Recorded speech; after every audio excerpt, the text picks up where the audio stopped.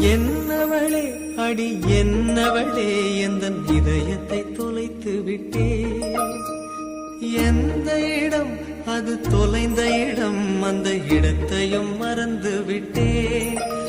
உந்தன் கால் கொலுசில் அது தொலைந்ததென்று உந்தன் காலடி தேடி வந்தே. காதல் என்றால் பெரும் அவஸ்தை என்று உன்னை கண்டதும் கண்டு கொண்டே. எந்தன் கழுத்து வரை இன்று காதல் வந்து இரு கண் விழி பிதுங்கி நின்றே.